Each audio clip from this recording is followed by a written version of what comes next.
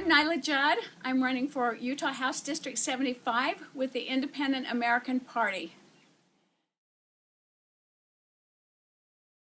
It's a different party than the parties we're used to. Really, it's the only non-party party.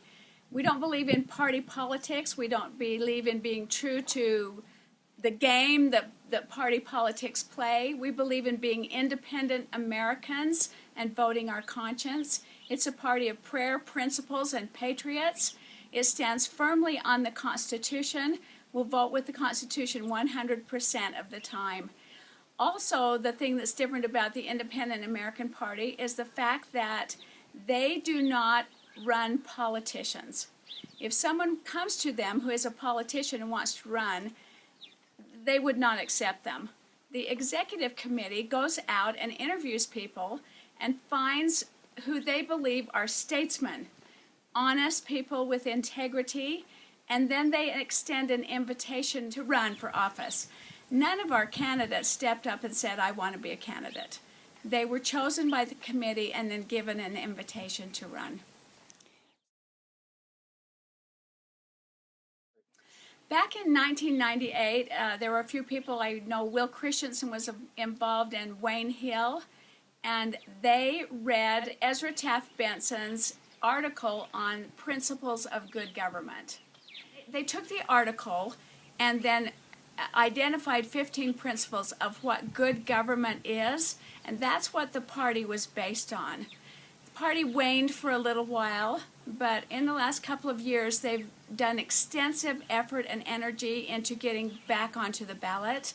Last year we gathered 2,500 signatures for the privilege of being on the ballot in Utah, and we were successful, and so we have 13 candidates running in Utah. There are also candidates running in a few of the other states in the country. It is a national party.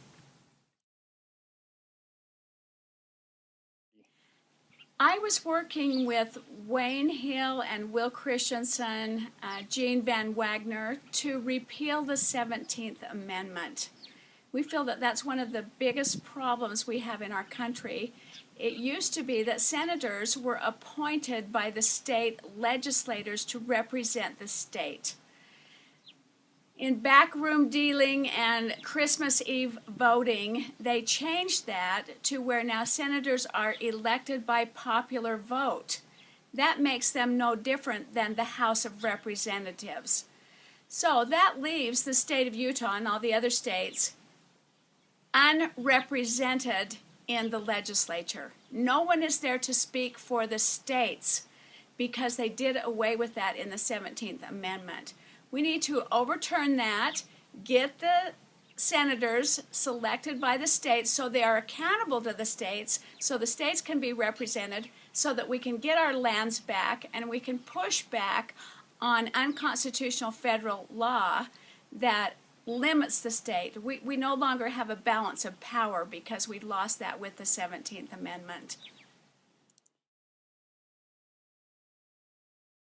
They contacted me the week of precincts in 2014, and 4 of them asked me to run, and I said, absolutely not. There's no way that I will run as a candidate. And they put heavy pressure on me for about a half an hour until I convinced them that my answer was no, no, no, and what part of no don't you understand? And they finally relented and hung up the phone. That was a Monday evening. And then Thursday morning, Will Christensen called me on the phone and asked me to reconsider. I had just received a gift from a friend of a pencil drawing of a very feminine woman who was strapping on armor, shield, helmet, sword, shoes, everything. And when I saw that picture, I knew that I needed to accept this assignment. And so I walked upstairs and explained to my husband what had been asked of me and what would be required. And he looked at me for a few minutes and then said, I think you should do it. It got later and later in the afternoon, and he came down and he said, Nihla, this is deadline day. They close at 5 o'clock down there. So he loaded me in the car, drove me down, walked me through the process, and I became a candidate at that point.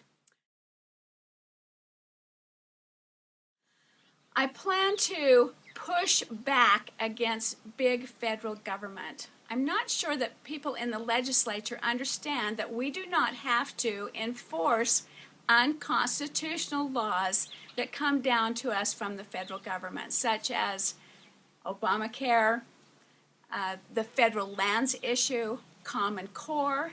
If we as a state do not have those values, we are a sovereign state, and we do not have to implement them. We don't have to just lay down and die and accept them, but we can push back and say we are not going to implement these unconstitutional programs. That will be my big emphasis. And Daniel Webster stated, "The founders fertilized our soil with their blood before they even knew that they would be free." What are we doing with that fertilized soil? What are you going to do with your vote? I believe that one day we will all be accountable for our votes. When we stand in front of that sacred little voting machine, cast your vote on principle and refrain from succumbing to party politics. During the past several years, I have gained a great appreciation and love for the Constitution.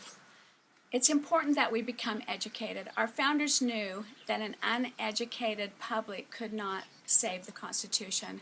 They also stated that it's going to take a religious and a moral people to keep the Constitution intact.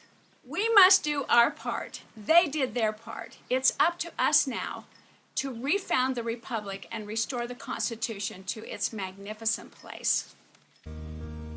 This America, sweet America,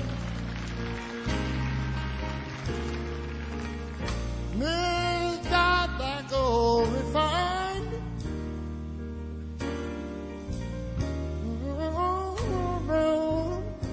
till our success be nobleness and every gain divine. And you know, when I was a little boy, I remember we always sang these words. Oh, beautiful, spacious skies,